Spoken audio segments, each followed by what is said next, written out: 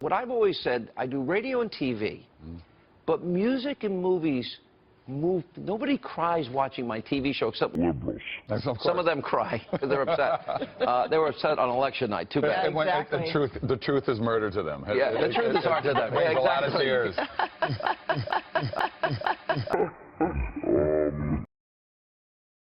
Hello, Internet. I'm Hugo. And I'm Jake, and, boy. And this is Hugo and Jake. Welcome. We're here to talk about Let There Be Light, a movie starring and directed by the one and only Hercules himself, Kevin Sorbo. Not only that, he brought his whole family. Yep. Produced by Sean Hannity and written... Not related to Kevin Sorbo. No. Written by the writer of, I kid you not, the 90s seminal classic, Surf Ninjas. Remember Surf Ninjas? Comedian Rob Schneider and his two friends are king of the surf. What a surf! Photo surf! Now, they must destroy Leslie Nielsen, the evil Colonel Cheape. What a good movie. So, combine all of those in a blender. Yeah. And we have Let There Be Light. Here we go. A movie's title screen is like a handshake. So what do you guys think? How does Kevin David Sorbo choose to introduce his feature directorial debut? Wake up, wake up, wake up, wake up. It's time to see the light. Get up, get up, get up, get up. If you believe it, then you're walking faith. Don't If anyone guessed Christian hip-hop over old footage of the Twin Towers, give yourself a point. And probably make an appointment with a neurologist because that is oddly specific. praise up to the grandmama always told me that. So yeah, if there's only one thing you take away from this film, it's that Kevin Sorbo is down with the blacks. So are we, though.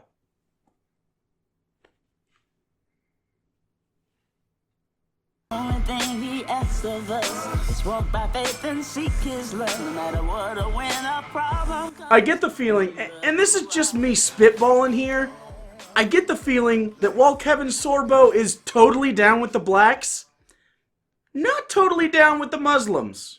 It takes a greater leap of faith by far to accept the notion that inanimate particles somehow becomes living entities which through a random process produce Miley Cyrus. There's nothing random about letting Billy Ray Cyrus come inside your clunge. The man is a bag of sex covered in flesh and topped with a mullet. Look at this!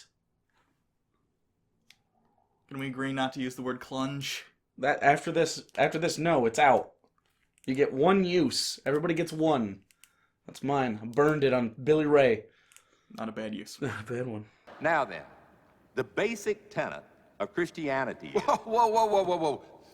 Wow! First line of the movie, and not a single thing right so far. I'm actually pretty impressed. Sean Hannity, I expected nothing, and so far we have a dated Miley Cyrus reference several years after she's popular, and 9/11. I just need, let's see, thugs, and I have bingo. Thugs. No, you also need repeal. Oh, Yeah. I mean, you save it. I don't know how bingo works. Yeah, you can still play. Coach's timeout. I think I might be afforded the common courtesy of completing my argument. So the film opens on a debate. Our main character, Kevin Sorbo, is playing Dr. Saul Harkins, basically a parody and amalgam of people like Richard Dawkins and Christopher Hitchens. And you know he's evil, by the way, because his book is called Aborting God. I'm just gonna... That's an automatic bingo, I think. Automatic bingo? Aborting God? Yeah. That should count. What do you win? Can I not watch the rest of this movie? No, but you can have some car keys. Those are my car keys. Well, you won them. Well, at least I can go home now. You are here, my dear Dr. Fournier, speaking for the Father, the great bearded watchmaker in the sky, the big G, the Rock of Ages, the man himself. Come on, give it all up for God Almighty! Okay, I need you to make me a promise. If I ever revert to this level of douche, kill me where I stand. What do you say, Doc? You speak for the spirit in the sky, and I'm gonna cheerlead for sex, drugs, and rock and roll! Kevin, I'm gonna level with you. I'll give you one shot. This is your one chance. End the movie now, and none of us will ever bring that up again. He can't hear you. It's a movie. I think part of me knew that. So the debate goes on, and the crowd is just full of middle-aged to elderly atheists for some reason who do nothing but laugh at the Christian. I have to take issues with that, Dr. Harkins. Kind of figured you would. Because I've been to these sort of debates. We've moderated these sort of debates. This doesn't happen because it's a debate. You're there to listen to the other person. Has Kevin Sorbo ever seen two people talk in a room? Kevin Sorbo is not engaged socially very often. Was that his choice or his... No, is it his choice? Okay. He thinks it's because he's too popular. People are scared of him. So no, it's because you're Kevin Sorbo and you're very unpleasant. Kevin, you always have a place on our couch. It'll be very tight, but well, we're gonna have to move. We're gonna have to move the better version of Kevin though. yeah. For the real one. Because I had a beautiful, perfect, glorious son. But my begotten son got a rather nasty form of cancer, which I watched eat away at his helpless, tiny body and ultimately kill him before reaching his 9th birthday.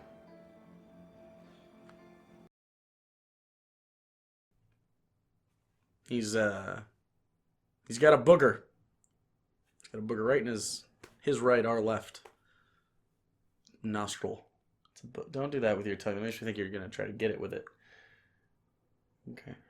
Finally, the debate ends with Sorbo explaining how he's an atheist because his son died of cancer and God is evil, blah blah blah blah blah. Same deal as God's not dead. He's not actually an atheist. He's just a theist who something bad happened to and he believes God exists. He's just mad at him. If I was a praying man, I would pray to see my son just one last time.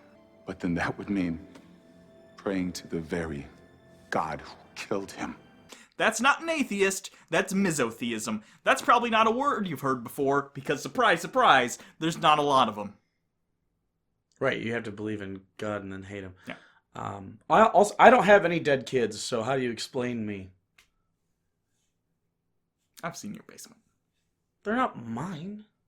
They're just dead kids. That's very different. I feel no like emotional attachment whatsoever. Possession is 9/10 of the law. Once you bury something on your property, it's yours. That's true. But then they're my possessions, not my loved ones. Or trophies. You know, with the help of some fairly effective chemicals and a healthy dollop of vodka, I can somehow make it through the night without blowing my brains out. Because if he felt like sacrificing his only begotten son, well, that's his business. But he should have bloody well kept his hands off of mine! Wow, this whole scene is just a Kevin Sorbo wet dream where people want to hear him speak. I didn't know this was a fantasy movie. Whew! That burn had a lot of teeth for a guy without a full set. Oh.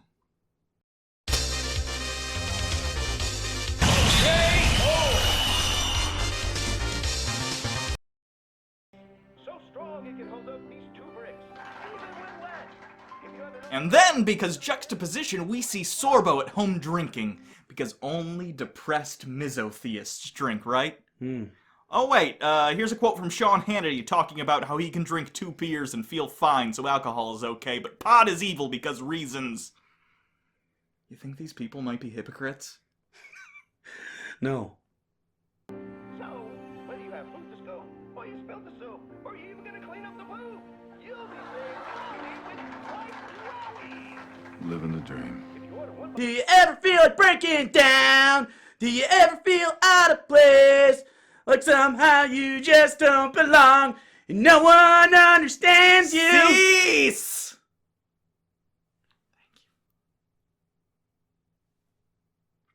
Well, now I'm embarrassed. Good! Hey. Oh, you came to the door. I feel so honored. Are the boys ready? I can't keep them all day. I've got a book launch party tonight. Another God-bashing party. How nice for you. It's not much, but pays the alimony. What do you think it does to the boys to know that their father is saying that their brother's life had no meaning? I don't believe in that fairy tale. but they do. Not my fault.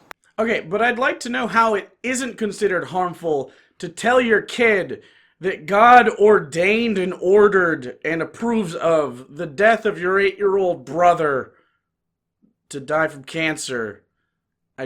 How is that not more bad? I don't know what this does, but...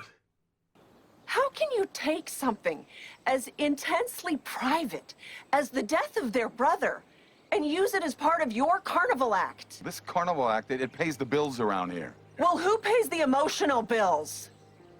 What? If I ever write a line that stupid, I hope Dean Cain hits me with his car. Okay. Well, I guess, you won't be going to the amusement park today. Sorry, Dad, it's Kyle's birthday today. So, what about you? You still up for some roller coaster rides? Actually, Dad, I kind of just feel like hanging out at home today. So, you want me to go too? What if we play some hoops? I can do that. How is everything? Good. School? It's all right. Girls? Dad. That face when Kevin Sorbo's evil version of himself is still a better dad than your real one. So Sorbo talks with his elder son. The son asks him to sign a permission slip for him to go to Haiti and do some charity work. You want to go to Haiti? With our church youth group, we're raising money to help build a water system. Of course, this is just an excuse for Sorbo to shit on charity, because what self-respecting misotheist could stand to help others? Can't the people of Haiti dig? Do you have to go all the way down there and show them how to do it? I bet they've been digging holes in the ground for millennia. Also, since the kid lives with the mom, wouldn't it make sense for the mom to sign the permission slip? Or maybe it was his week. Maybe in this universe, because it's written by the Sorbos and produced by Sean Hannity, in this universe, signatures don't have any bearing unless they're attached to someone with a dick. Champagne? Anything to kill the pain works for me. There you go, sweetheart.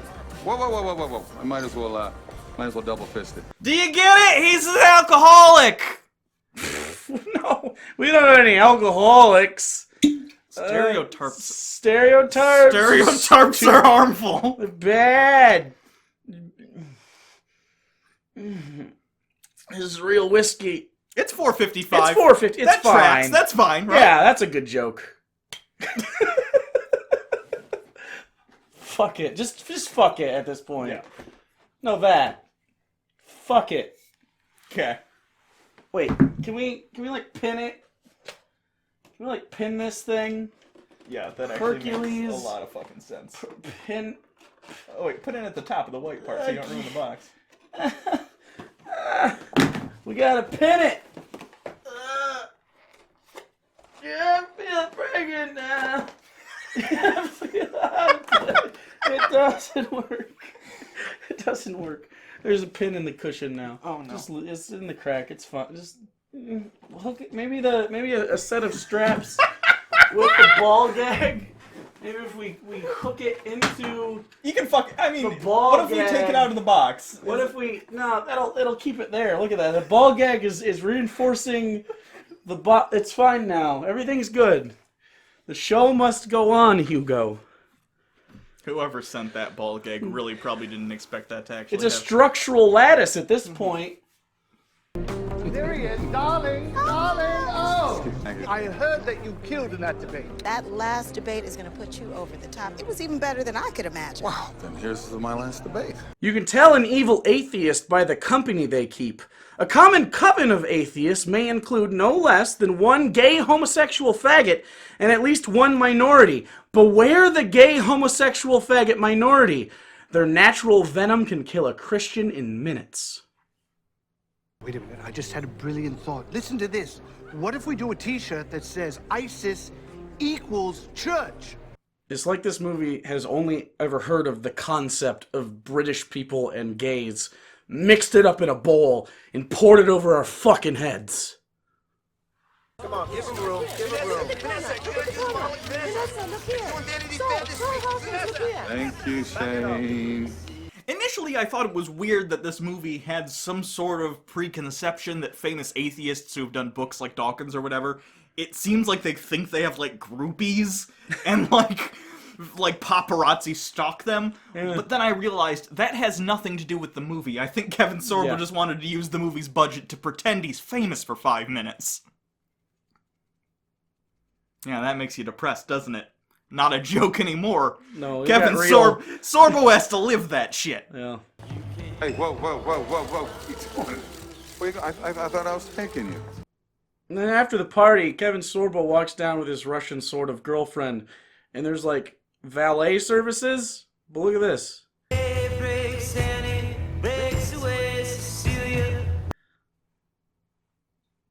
The band's in the fucking parking garage.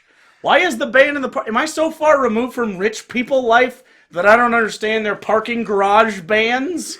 Like, who pays extra money to put the band in the garage? No, that's the parking garage band. They have a real band in the Do actual they? venue. Did they, though? How would you feel to be the band who's booked for the parking garage? Not only that, you're the band that's booked for the parking garage in a movie about Kevin Sorbo being sort of famous. At that point, you might as well just pawn the instruments, right? Write that off as a Right? loss. Just pawn it and join the circus or whatever transients do. Ride a train. Die in a ditch. Oh, Saul, darling. Hey, listen, I could use a little image enhancement myself. Darling, please do drive carefully. Yeah. You want me to call you. See, that's how desperate you are. You want me.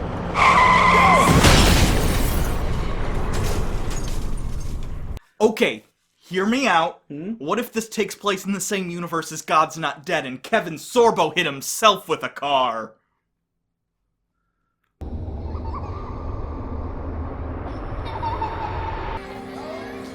gonna give you a big hug. I'm very proud of you. Good job, boy. Good job.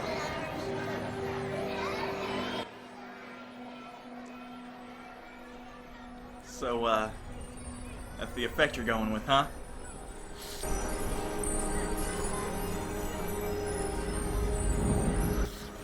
Oh, it's getting hot in here. I'm getting motion sick, man.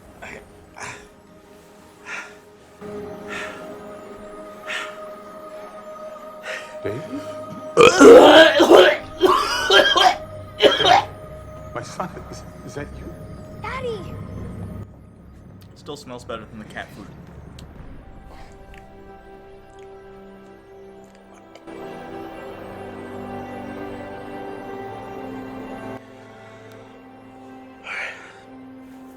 Can we get past this part? Yeah.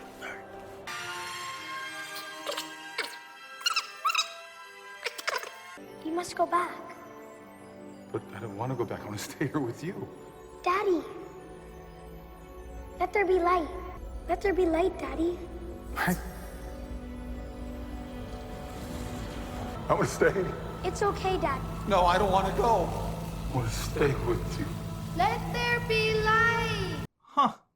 Dying turns kids into terrible actors. Yeah, I think the cancer before it took them got the acting part of the brain. Dave!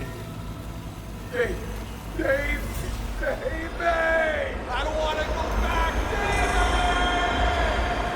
Dave! Okay, I'm gonna nip this in the bud right now.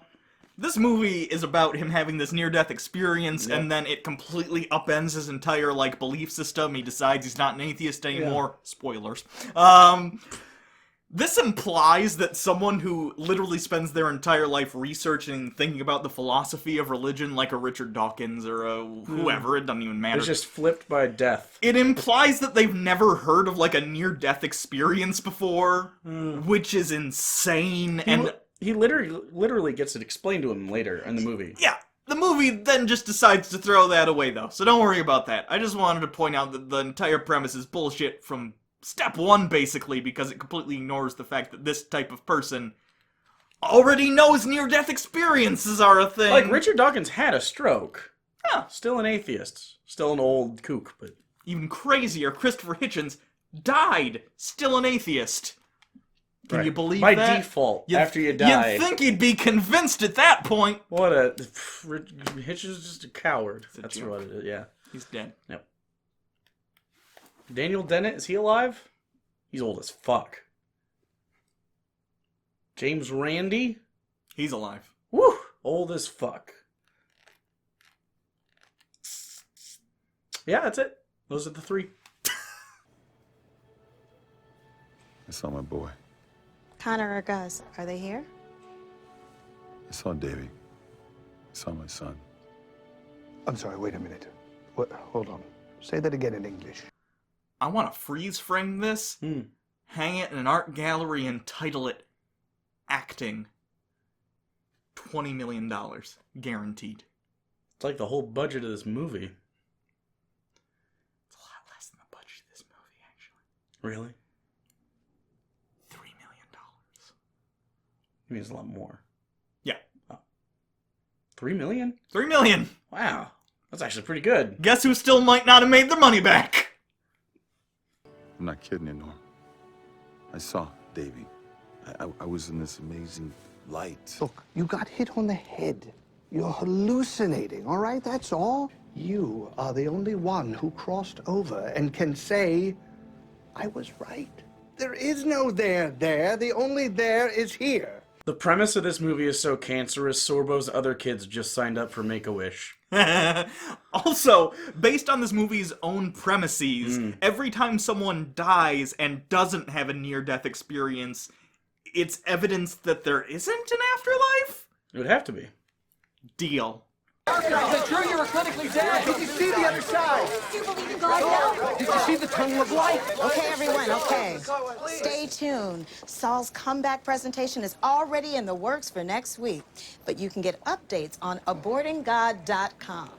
For reference, if you go to actual abortinggod.com, it links to this movie's website. Really? Which, to me, says that Sean Hannity owns the domain name abortinggod.com, which I have mixed feelings about.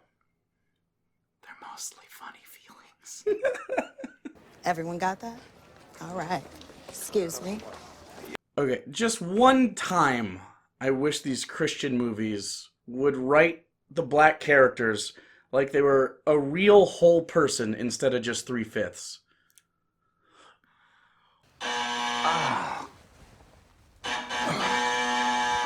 All right, I'm coming.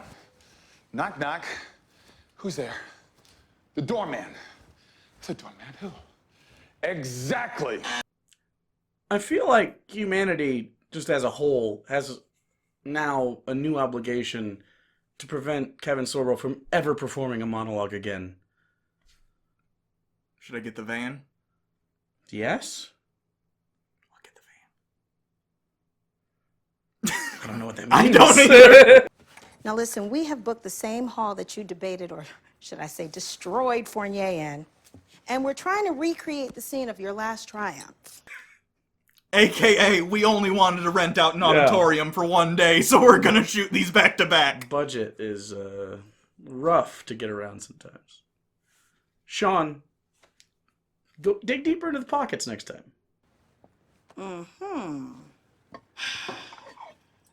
Seriously, Saul. I've been adhering to a strict liquid diet. What of it? Can you honestly say that you are 100% on top of your game? Absolutely. 150 proof. Most vodka is 80 proof. An alcoholic, I feel, would know this. Also, I only ever see 151 and not 150. Is that a marketing thing? Is it like $9.99 on something? It feels like a lot more when it's just one more. At the point you're going for 150 proof, you're looking at the 151 and going, oh yeah, I'm doing that. Yeah. At the point you're looking for the highest proof possible. At the point where there's a flame. I only like it for the flavor. At the point where you need to be cautious of open flames during your drinking. The one extra proof makes a difference. There's only 70. Well, first of all, in the words of that great atheist humorist Mark Twain, reports of my death have been greatly exaggerated. I was clinically dead for 4 minutes, according to my physician. I saw no heavenly host or anything, and no pearly gates, and that's not right. I mean, I saw no heavenly. I saw our son. What? Oh my gosh. Somebody call 911! Screenwriting tip. If your actor can't act, just have the character pass out before the scene demands any actual genuine emotion. Sometimes, when people have these near-death experiences, they say that they see, the tunnel of lights in a heavenly chorus. That is called the death surge. It's like all of the neurons in your cortex firing at once. And it gives the person an intense sense of seeing or even experiencing something. Oh, there goes a completely rational explanation. Let's wave as the movie passes it by. We miss you. Thanks for the ride, Katie. No problem. That set your mind at rest? Look who you're talking to. The world's most famous atheist. Disappointed!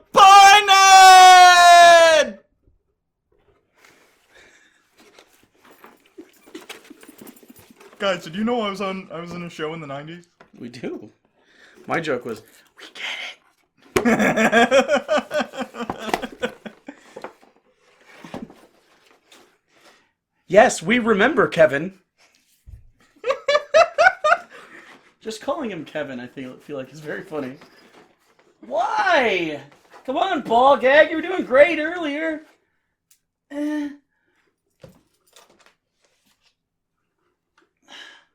Welcome to my life. Fuck.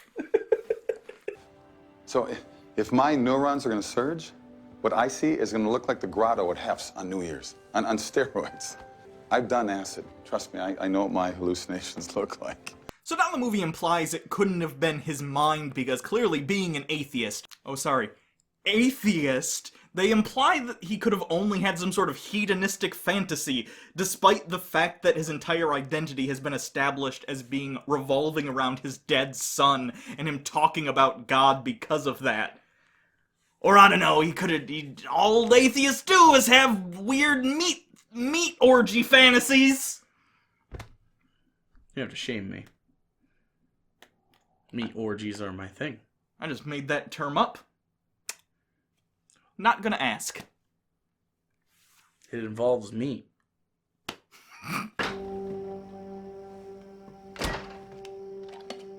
How's Dad doing? You're spending a lot of time with him. What's up with that? He's scared, Gus. He's a user, Mom. He uses you. He uses Connor and me. Okay, that's not true. It's Connor and I, you little sack of shit. Now finish that fucking PB&J, and if I even see a hint of crust on it, so help me God, I will let Father Jim take you fishing again. I want to talk to you. I have to talk to you, okay? You have a shrink, and that's what you pay him for. I am totally distracted by the Kevin Sorbo art there. Wow. I mean, seriously, I need that. I'm dead serious. If you can track that down for me and get it to me, I will become your best friend.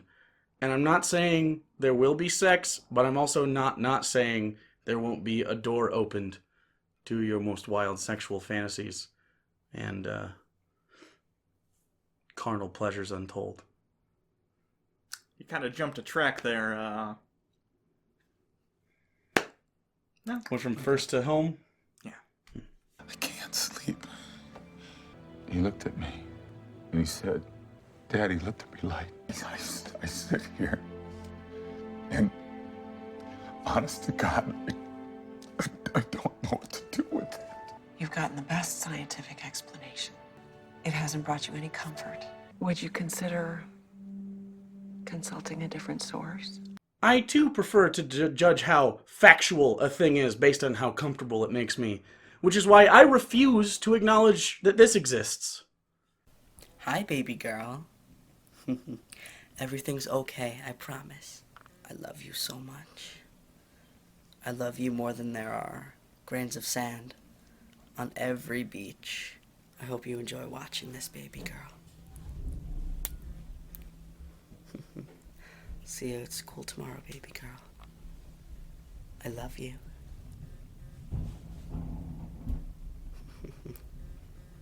I do. It's true. I love you more than anything else in the world.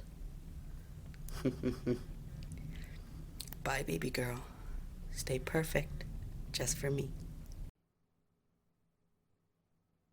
I mean, you've tried Dr. Patel and late night television. Okay, let me stop you. The validity of an explanation should not be based on the level of comfort it gives you. It would give me a great deal of comfort, for instance, if someone told me that next week I'm going to win the lottery, but that has no bearing on the reality of the situation. It's entirely possible to be an alcoholic, asshole, drunk driver who gets in an accident and imagines his dead kid. It doesn't matter if it makes you sad. Reality doesn't care if you're sad, Kevin Sorbo. You should know that. You're Kevin Sorbo. I could just get some sleep. I'll hold you. And you'll sleep.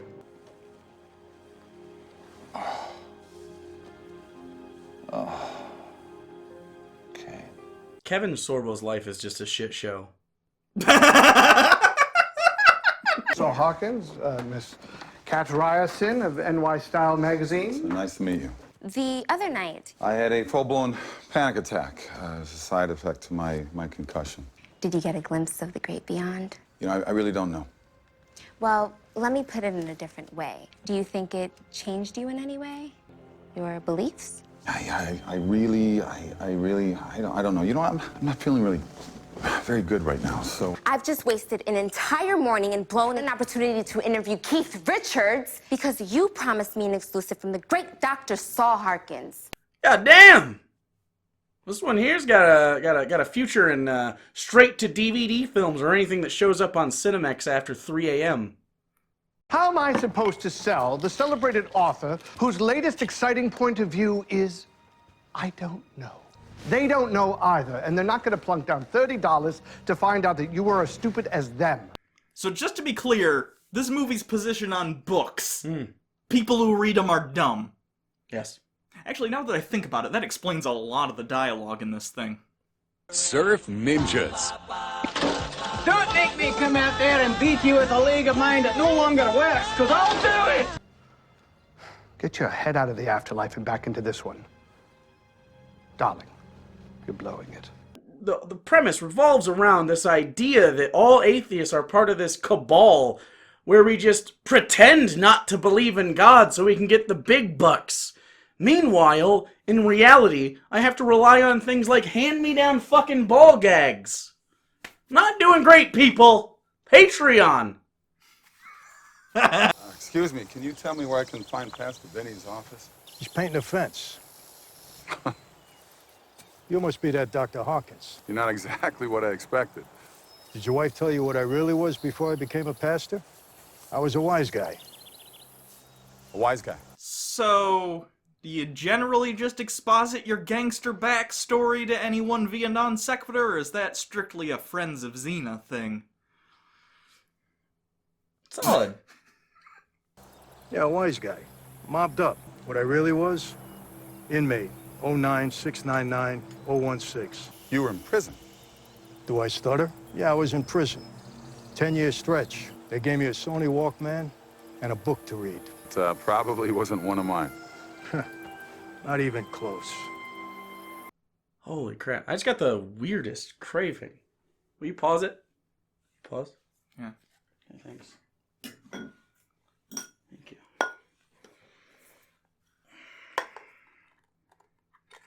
Pull tabs are great.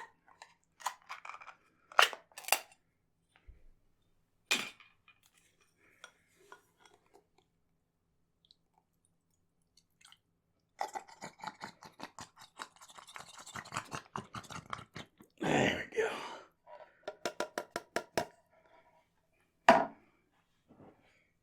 Didn't have any spoons.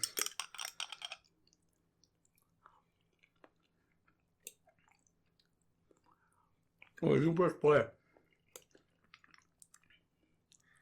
I wish I was dead. I read it front to back a dozen times. Even took notes. I'm a street guy. I don't buy into things too easy. You know, like, I'm not the type of person that just listen to what people say and get wrapped up in the stuff. You know, like a fucking gang member. You gotta prove it to me. I gotta see evidence. The empty tomb. What happened to the body? Follow me here. This ain't brain surgery. Wow, the dentures are really distracting me. Can we get this caricature of Italian Americans some fucking Fixodent or something? There's no way he can eat spaghetti with that amount of slippage. No way! I refuse to believe it. Jesus gets whacked, right? Well, I've never exactly heard it put that way, but yeah. They stick his body in a tomb. They seal it up tighter than a cement drum. Bada bing!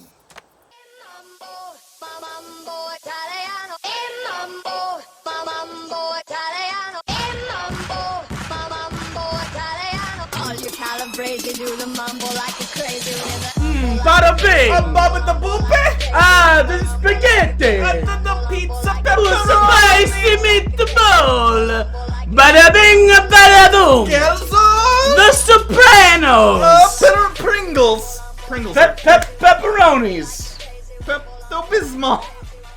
I'm out of Italian. Who's that guy at the Teamsters? He died?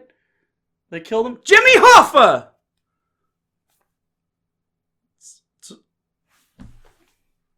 SpaghettiOs. Oh, no, it's worse. The bit isn't worth it. I've strictly He's Italian! That Boyardee is Italian! My entire life I've said anything for the bit. Not this. Not this. I regret each bite of that. The body disappears. Now, if he resurrected, that's a miracle. So the Romans, they got to find that body. If Christ rose from the dead, it's going to turn a lot of people into believers. And they didn't want that. And the Romans were Italians. Now, I know a little bit about that. This statement is so stupid. You know, no, just play it again. And the Romans were Italians. Now, I know a little bit about that. You chose to write that, direct it, film it, edit it, put it in a film. I literally couldn't write a punchline here funnier than your own ineptitude. Congratulations. Ooh. SpaghettiOs and Monster. No. Red Bull. Red Bull. I'm picking up hints of the Red Bull. Let me ask you something. What's Christmas? It's Jesus' birthday. It's the day he was born. And it falls at the darkest time of the year. But that's not at all when Jesus' birthday would have been. The oldest known celebration of the Jesus Nativity was in 336 AD, so 3 centuries after they claim he died. Luke's account of the birth in the Bible of Jesus would place his birth in summer or early fall, given the mention of the shepherds being in the fields, which wouldn't be customary for December in Judea, because it's too fucking cold and rainy. Matthew and Luke alike both mention the census and the travel of Mary, which would have been about 70 miles, and just walking, furthering the argument that it wasn't a wintertime event, given the below freezing temperatures. It was atypical and straight up dangerous to travel that far, especially for a pregnant woman on the cusp of birth. Okay. Back to the jokes. Back to the movie. Back to the SpaghettiOs? I can't... When you throw them up, they look the same. Conscionably, I can't let you touch that container again. Just the whiskey, then. Yeah, that's fine. Just the whiskey. The light of the world wants you. You, Doc. So, what are you saying? That he chose me? Who better to choose than the biggest atheist of all? He literally let you see the light. And now he's asking you to spread it. And just like God sent his only begotten son to earth with a message of love, he sent you your son. Okay, question. In the context of the film, why did God have his son die of cancer in the first place? It's pretty clear that his main motivation for writing books and his public speaking was the kid dying, unless God killed his kid just so he could become famous as an atheist so he could later use his position to convert atheists. Though that would mean God gave a kid cancer basically to fuck with the kid's dad. I don't think they thought this through. I think they did. I think that's exactly what they think he did. Yeah. Sean Hannity, normal people would consider that, what do we call it, fucked. Fucked up, yeah. Baptism is a public proclamation of faith for all to see. Saul, are you ready to admit that you're a sinner and repent of your sins? Yes. In the name of the Father, and of the Son, and of the Holy Spirit. Woo! So, you feel any different? Yeah, Dad, do you feel stronger, smarter, faster? I think I'm faster than you. And suddenly, Sorbo's wardrobe includes colors. What a totally on-the-nose form of storytelling! Boy, it's like being smashed in the face with subtlety.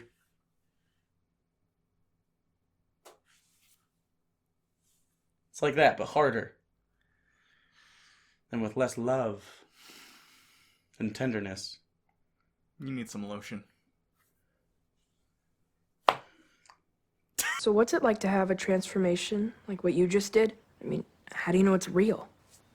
Because it is. So, of course, since he talked to a pastor for a bit, he immediately decides to become a Christian, and thus backtracks on years of philosophical research and reasoning, considering he's written several books on the subject. Interesting that we never see him exploring any of those philosophical concepts of atheism or why someone might not believe there's a god. It's almost like the writers didn't want to do any work whatsoever outside of making a propaganda film. Almost. You are never whiter than when you're sitting in your suburban sunroom with a warm plate of fresh cookies and cold, tall glasses of fresh squeezed lemonade, surrounded by your family and talking about God's love. I told you that I saw your brother. It's really beautiful where he is. You know, Dad, if you think about it, it's kind of like Davy saved your soul. You know, I never thought of that. You know, he looked at me and he said, "Let there be light." Why, was it dark? No, doofus. Jesus was the light of the world. If this kid ever gets laid, it really will be a miracle, and Jesus is real, because nothing short of a god is going to be able to guide this dick's cock into something consensually. I mean, the world's biggest atheist just had a come to Jesus moment. Thank you for giving me the exclusive. You're welcome. Wow. She just said wow to him saying, "You're welcome." Nailing it, movie. You're fucking nailing it. Kevin Sorbo's real life just smashes into this movie so much. I hope your friend Jesus can get your next book deal for you, because I know I certainly can't. As a client, you are fired. Do you know how much money Christians would throw at an author like Richard Dawkins if all of a sudden he came out with a book that said, "I'm a Christian now and here's why"? The answer is all of the money. I know that because Kevin Sorbo made a fictional film based on that premise to try and get some of that money. I understand, Norm, but hey, at least we can still be friends, right? We were never friends. Ours was a business arrangement. But now you're just a Bible thumper, hell-bent on destroying all of my hard work. This relationship with Jesus has made you toxic and completely unsellable. That is indeed how we atheists act towards religious people, and not at all the way they act towards us. No sirree, only Christian love here. It's all I've ever experienced. The Bible actually says, and by the way, turn to Leviticus 20:13, because I actually discovered the cure for AIDS, okay? Now, this is the cure for AIDS, okay? And, you know, everybody's talking about, let's have an AIDS-free world by 2020, or let's have an AIDS-free... Look, we could have an AIDS-free world by Christmas. You know, or okay, it wouldn't be totally AIDS-free, but we'd be like 90-some% AIDS-free by Christmas if we would follow this. Okay, here's what the Bible says, Leviticus 20:13. If a man also lie with mankind, as he lieth with the woman, okay, it says, even both of them have committed an abomination. They shall surely be put to death, their blood shall be upon them. And that, my friend, is the cure for AIDS. Oh. So, Saul, you know how you've been racking your brains trying to figure out what let there be light means? What if it's as simple as this? Turn on your flashlight app? No, on the darkest night of the year, people go outside and they shine their flashlights up to heaven, lighting up the darkness. Oh my God, she's actually retarded. So, what we'd actually have is a band of light slowly circling the Earth. Do they think that when the sun sets on America, the entire planet goes dark? Aw. Yes, and we can synchronize it with an app. And we'll contact NASA and ask them to shoot satellite images. And there's a social media component because we'll have people standing by in chat rooms. So you want to proselytize? Absolutely, and without apology. We should be proselytizing life with as much vigor as ISIS proselytizes death. What planet do you live on? What? Apparently a planet where atheists love ISIS. We're 66 minutes into this movie and we're still talking about ISIS. We're not even gonna, this won't be the last time they bring up ISIS. Why ISIS? Is it because Sean Hannity was here? Who gives a shit about ISIS? We can't, there's nothing wrong with Christianity as long as we can point out other people's problems, right? I mean, if the choice is between ISIS or Kevin Sorbo Christianity, I guess, yeah, you pick Kevin Sorbo Christianity. Is that because the Fox News' fan base is caught in the middle between, I don't know, should we behead the gays or should we go try to pilfer money from unassuming stupid folks by making propaganda films? Speaking of feeding people, would you like to go out to dinner sometime next week? Well, the boys would love it. I mean, especially if it's Chick-fil-A. Especially if it's Chick-fil-A. This movie review is brought to you by Chick-fil-A, which isn't actually in our area, so I just have the SpaghettiOs. Gays are bad! Please eat our chicken. That was too much.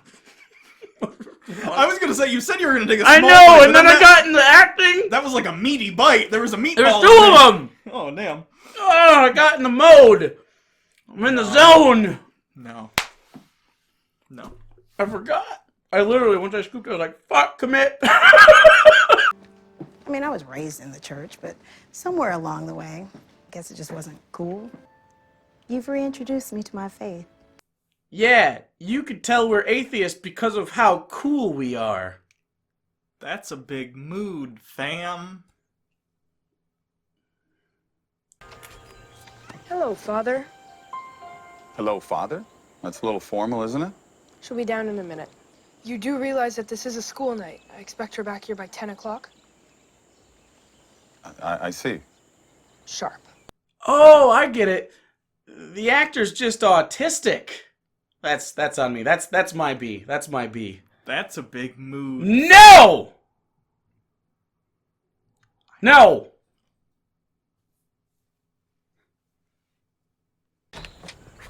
Oh, hi. Wow, Mom. Wow. Yeah, you know, not really my thing. You know, it's a little old. Yeah. A little old. Not my cup of tea. I mean, It's not like she's bad looking. No. I mean, she's not great looking. No. I mean, I'm pretty lonely though. Yeah. Yeah, you pretty lonely? Yeah, me too. Yeah, pretty. So maybe I would. Yeah, me too. Today. Tonight. That's sloppy seconds though. That's how I like it. I respect that. Oh, for heavenly days. It's beautiful. Will you do me the unbelievable and totally undeserved honor of becoming my wife? I know I'm ready. This is the face of a woman forced to act like she's excited about being donged by Kevin Sorbo tonight. I think she really captures the terror. It is palpable. Nothing compares. Okay, all things aside, this man is a severe alcoholic who just suffered severe brain damage and is now propositioning you. This woman's basically being proposed to by Proto-Willie Ames. I went from eating at the White House to sleeping in the bushes and brought myself back again. But nobody gave me a hand up. I mean, you know, I was sleeping in the bushes at the Hollywood Bowl at one point, homeless, lost everything, and I had to just sit there and go, get your together. This better be good. I've asked for your mother's hand in marriage. Wait, so you're moving back in? Well, once your mom and I are married, yes. Yes! Awesome! The three men I love the most. Probably calls for a raise in a... Mom? Katie! Mom? Mom! Dad, what's happening to Mom? Gus, call 911. Dad, what's wrong with Mom? Oh no! Kevin Sorbo's acting is contagious!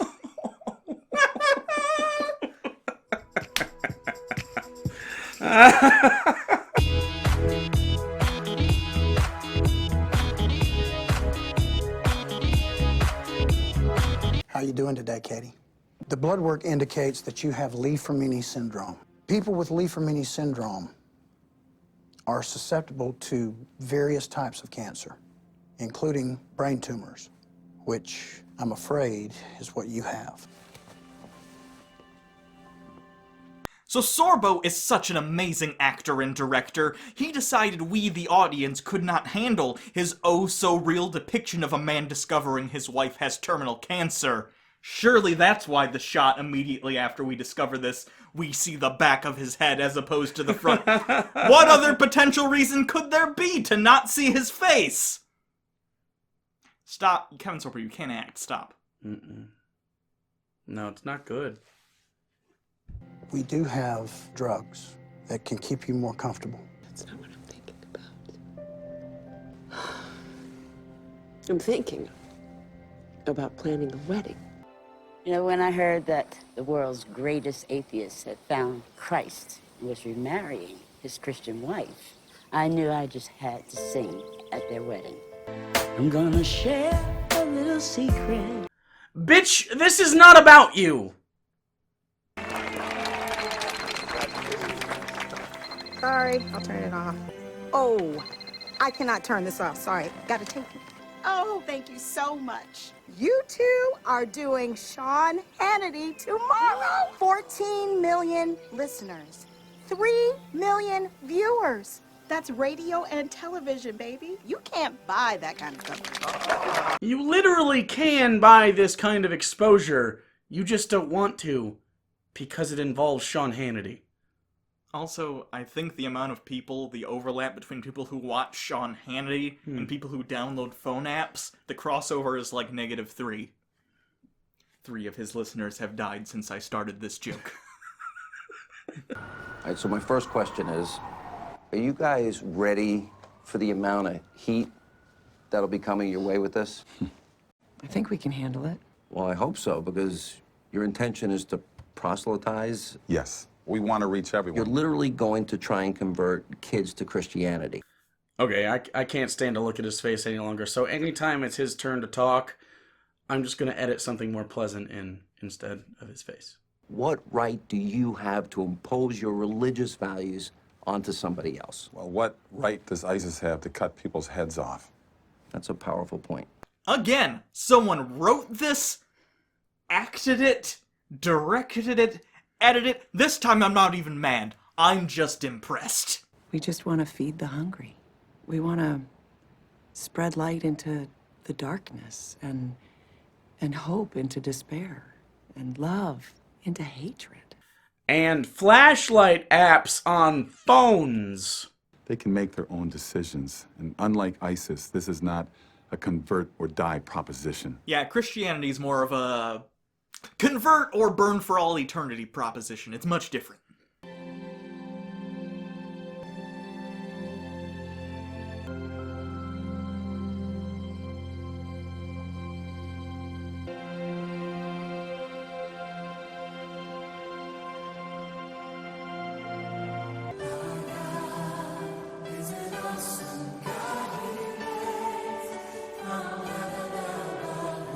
What did your daddy see when he almost died, Connor?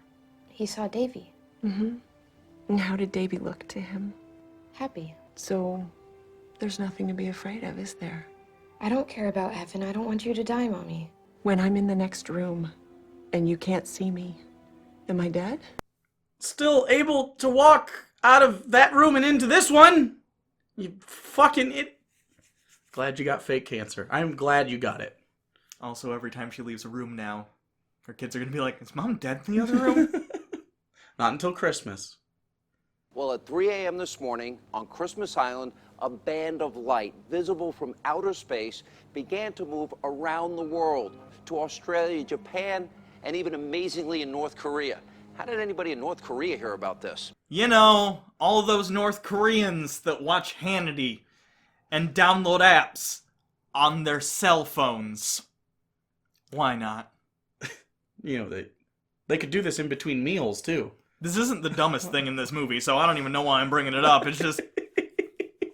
Not 1,000 points of light, but millions of points of light have lit up the darkness around the world, in Iran, and ISIS-occupied territories in the Middle East. ISIS is bad! It's bad when we don't like ISIS! Bad. And as we leave you on this Christmas Eve, may there finally be peace on earth. And yes, let there be light. Holy night, all is calm. Bitch, your flashlight's upside down! Did no one think to reshoot this? It's pointed at yourself! You're blinding the person next to you! Was the crew just so done they were like, nah, fuck it, we're not reshooting this? Literally, the woman talking about the app turns her phone on and the flashlight is fucking pointing at her. I feel like I also shouldn't have to point this out to you people, but, your cell phone light, I'm sorry to tell you this, not bright enough to see from space. I don't care if you and 1,000 of your friends stand right next to each other. If there are brighter lights around you, you know, like the lights from your homes that we can see in the backgrounds of this, those lights will be what you see from space. The amount of thought that didn't go into this. I could write a screenplay out of the amount of thought that did not go into this screenplay. All is bright round yonder. Wow, it's so real. Oh, it's so beautiful.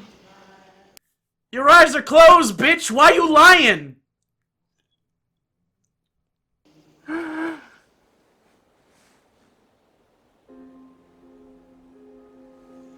Katie.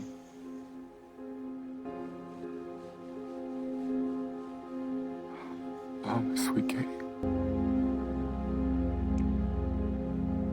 Another not so well-known tip from the Sorbo acting book. If a scene is too demanding, just die.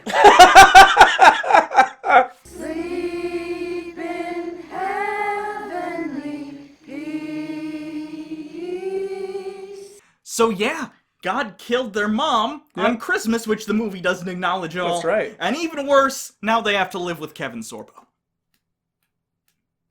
So that's this movie. Yeah. By the way, I know that Kevin Sorbo used his family in this. This was his real wife and kids. Was the dead one also his? I'll look it up. Or was he like, my kid can't be dead? He's a Sorbo. Kid. Not his kid. It was in fact not his kid. Oh. Well, that's good. That would have been unfortunate to be the one kid who was like, listen, you're dead. You're dead in this movie. We're gonna put you in this really great kaleidoscope effect. I promise it's gonna look great. And Kevin Sorbo's feet won't clip through it at all. So, that's Let There Be Light. Yeah. It's weird. It feels a lot like Sean Hannity and Kevin Sorbo wanted to get on the God's Not Dead, like, let's make money train. Didn't work. Didn't work. This movie didn't make that much money. Do you know why? No charm. No. And the thing is, this whole movie, they try to make, like, a couple running jokes happen. For some reason, the British guy just says darling all the time. Not a joke, not funny. There's another one where Kevin Sorbo's doorman just lets everybody in. I thought what would have been a really good moment is if you let the doorman comes in. Not a great joke. You know, people end up coming up without permission all the time. This whole movie is basically that. He finally goes down. He's like, I gotta talk to this doorman. Goes down. Doorman's Dean Cain. Fuck! Yeah, that's a good moment, right? Why don't they hire us? I don't know. We would. I will make your propaganda films, and we will make millions of dollars. Just hire us. We know what's funny, and I promise, we will bring people to Jesus or whatever the fuck your plan is. Honestly, who goes to this movie and comes out more Christian? Did you get texted "Let There Be Light"? Hashtag Let There Be Light. By the way, they say text hashtag Let There Be Light. No, hashtags are for social media. old people don't understand The the hashtag. technology. If Meemaw texted me hashtag let there be light, I can tell you what, I'd be petitioning. I'm not taking her soup. Let's just say that. No more soup for Meemaw. I'll say this too. We shit on Kevin Sorbo's acting a lot, but this was a rare instance in which we get to shit on his directing. Kevin Sorbo, this is his first feature he's directed. Bad director. Yeah, not great. I don't know why I'm surprised by that. Not a good director. Like, literally, I mean, God's Not Dead's not a good movie, but I think it's competently shot. As far as a film of that budget is concerned, it's shot I think fine. we mentioned that in the review itself. Not in the review, but I know in the commentary we did Sure, for that, we yeah. mentioned it's actually directed competently. This, not at all. Especially, I mentioned several times. I mentioned in the review, there are some shots where you can tell Kevin Sorbo is almost it's like he's looking at the dailies and he's like, oh, it's like he realized while directing this movie he's a bad actor. And he's like, oh, this is why I don't get hired for things other than Christian movies. Yeah. So there'll be shots where it'll like cut to where it should be a reaction, but it's like the back of his head, or it's like, it's weird. Or a lot of the shots aren't matched with the dialogue. Yeah. Which is a problem in most movies. I find that they don't have two cameras, which is the easiest way to fix that. They just have the one and then they move over to the other side. In the Christian movies, you mean? In the Yeah. bad ones? Oh, yeah. So, like, specifically in the scene with the pastor guy, there's a lot of shots where he's talking but his jaw's not moving. The continuity of shots is weird, too. Yeah. It's the kind of thing you don't notice in a competently edited and shot film, but basically there should be a consistency to shots in that it seems like chronologically things aren't jumping back in time, because you know, for instance, if we're shooting a movie, maybe at one angle I'll lean forward and then it'll cut to another take or And angle, you'll be back. and then you're back, and it's like, wait, he was just this movie does that several times, and I was like, that's just bad. It's pretty jarring at times. It doesn't like break the 180-degree rule or anything, which is like the one thing that makes me go like, oh, this is terrible. But what's the 180-degree rule? 180-degree rule is the concept in framing a shot. Basically, if you're watching a scene, someone who's on the left in this scene should always stay on the left, and the person on the right. Oh, I see. You should never flip it. Yeah, because it confuses your brain whether you realize it or not. Because of the jump cuts. It takes your brain a second and goes, oh wait, this person's over here now. Right. So instead of moving from here to here, you move from here to here. Yeah. Unless there's some instances where it's a thing. American Beauty does it. There's a scene where it actually does flip once, but it's done intentionally and for a purpose. I could kind of see how that would work in like a long tense scene. I think did they do it in Inglourious Bastards, where they flip and Hans Landa's on the left and the guy is on the right across the table, and then they swap it. They do it a couple times. It makes the tension work. Anyways, it's a film technique that you can use. I don't think it did. Sometimes it can show like power dynamic shifts. Yeah, and that's what I stuff. mean by the. I believe that they did in Inglourious Bastards for that reason. Particularly in American Beauty. Have you seen American Beauty? No, not a long time. Okay, it involves. Isn't that Kevin Spacey? Yeah, Kevin Spacey. Post the event, pre-allegation. Surprisingly. Okay, this movie is about him having a crush on a young woman. Yeah. Whoops. Yep.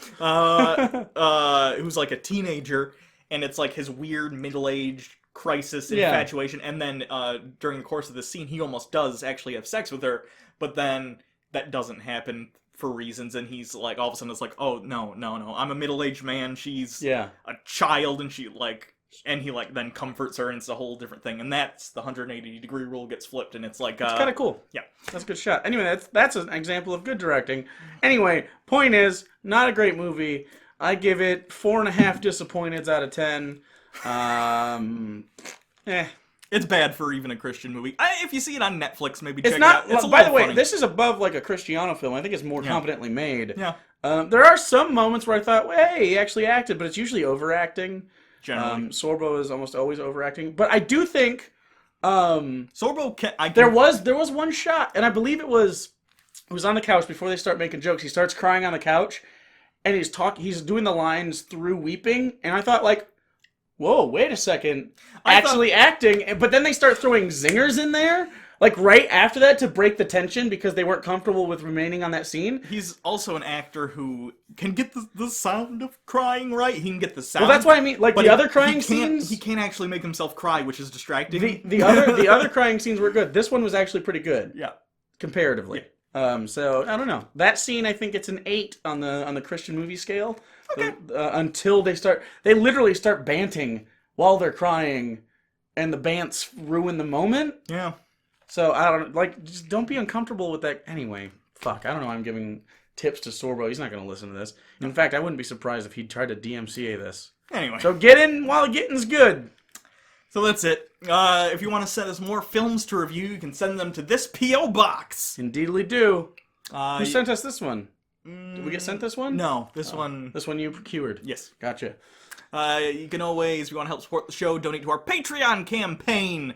There's a link of that in the description. You can also join our Discord. That's pretty fun. There's over 2,000 members at this point. Yeah. We hang out there sometimes. People talk. A lot of people made friends there. So yeah, if you want to come hang out one-on-one, sometimes I do Twitch stuff at Actual Jake on twitch.tv/ActualJake. That's me. Mine is Hugo Reloaded, and next week I'm actually going to get back on there and like regularly start doing stuff again. Cool. So yeah, so we have that going on.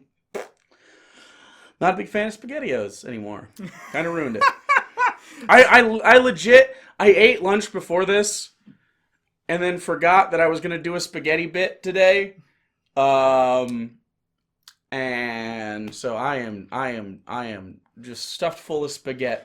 The fact that you had to say the phrase, I had to do a spaghetti bit today. Yeah, what a weird job. Yes, it is. Please like and share this video or it wasn't worth it. So until next time, I'm Hugo. Jake. Kevin Sorbo, if you wanna come on the show sometime, that'd be fucking great. Can you imagine a conversation with Kevin Sorbo? How defensive do you think Kevin Sorbo is about his career? I feel like Willie Ames is pretty much like, yeah. But Kevin Sorbo is like, fuck you, I was Hercules. I'm fit, you're not. I have long hair, you don't. I have moderately okay facial hair. You have neck beards. I'm a Christian, you're an atheist. I feel like he's really combative. I actually have an acting tip for you, Kevin Sorbo. Next time you're gonna play an alcoholic, maybe find an actual alcoholic and shadow them and figure out how they behave. For instance, Willie Ames, like you're talking about. I'm pretty sure Willie Ames would allow you to shadow him for a day. He's been on Celebrity Rehab. Yeah, Ben on. And also he needs a friend, so... Okay, that's it.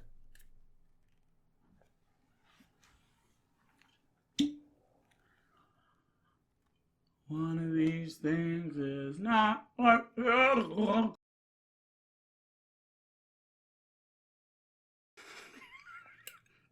I'm so full.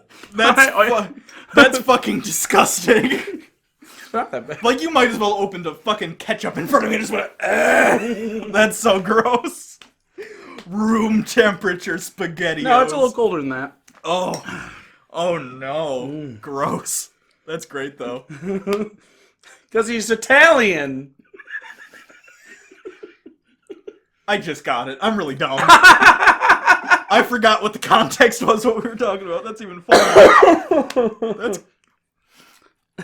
Yeah. I'm proud of you for that. I wanted to go to the store and get the spaghettis and meatball, but I couldn't bring myself to buy another thing. I think it's funnier that it's SpaghettiOs. I am when I was sick, so this is my second one. I only got to the one. They're really good when they're warmed up, actually, when you're sick. SpaghettiOs and meatballs is the kind of thing that I'll have, like, once a year. Oh, yeah. And it's... Yep. Now I kind of want one. Yeah. Yeah. Not great, but don't add anything to it. No. It's the one thing you just gotta, right out of the can. Yeah.